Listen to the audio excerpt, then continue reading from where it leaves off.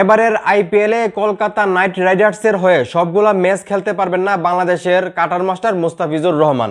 এই কথাটা বললেন বাংলাদেশের নাজমুল আবেদিন ফাহিম, যিনি চেয়ারম্যান ক্রিকেট অপারেশন বিসিবি। এবং এটার পিছনে যথেষ্ট পরিমাণ কারণও আছে, আমি সেই কারণগুলো আপনাদেরকে বলতেছি। তার আগে একটাই রিকোয়েস্ট, আপনারা যদি এই চ্যানেলে নতুন হয়ে থাকেন চ্যানেলটা সাবস্ক্রাইব করে আমাকে সাপোর্ট করবেন। তো উনি যেটা বলতেছেন ফাহিম ভাই, যে আইপিএল ছেড়ে নিউজিল্যান্ডের বিপক্ষে 3টা ওডিআই ম্যাচ খেলতে আসতে হবে মুস্তাফিজুর রহমানকে। মানে আইপিএল চলাকালীন সময়ে নিউজিল্যান্ডের সঙ্গে বাংলাদেশের সিরিজ আছে, যেখানে 3টা ম্যাচ বাংলাদেশ খেলবে এবং সেই ম্যাচগুলোতে মুস্তাফিজুর রহমানের প্রয়োজন আছে।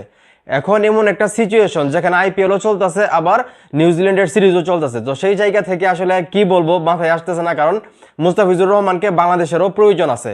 কারণ নিউজিল্যান্ডের বিপক্ষে সিরিজ খেলবে, সেখানে তো বাংলাদেশকে জিততে হবে।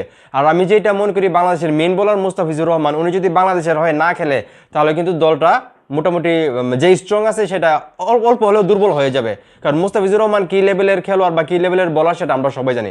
তো সেই জায়গা থেকে আসলে কলকাতা নাইট রাইডার্সের জন্য খারাপ লাগতেছে যে 3টা ম্যাচ কলকাতার হয়তো বা মিস হইতে পারে মুস্তাফিজুর রহমানের। সেই জায়গা থেকে কিন্তু আবার দেশের প্রতি যে তার ভালোবাসা, বা দেশের হয়ে কিন্তু তাকে অবশ্যই ক্রিকেট আগে খেলতে হবে, তারপরে হলো অন্য বিষয়। তো এখানে আসলে কিছু বলার নাই। অবশ্যই আমি যেটা মনে করি, আইপিএল এর পাশাপাশি মুস্তাফিজুর রহমানকে অবশ্যই নিউজিল্যান্ডের হয়ে 3টা ম্যাচ অবশ্যই খেলা উচিত বা খেলা দরকার, আমি যেটা মনে করি। তো এখন এই মুহূর্তে যারা আমার এই ভিডিও দেখতেছেন, এই যে মুস্তাফিজুর রহমানকে বলা হয়েছে যে আপনি আইপিএল এর সবগুলো ম্যাচ খেলতে পারবেন না, নিউজিল্যান্ডের বিপক্ষে যে 3টা ম্যাচ আছে বাংলাদেশে সেইগুলো আপনাকে খেলতে হবে। তো এইটা আসলে যৌক্তিক কিনা, আপনাদের কি মনে হয় এটা আসলে করা উচিত কিনা, সেটা অবশ্যই কমেন্ট করে জানাবেন। ভিডিওটা ভালো লাগলে অবশ্যই শেয়ার করবেন।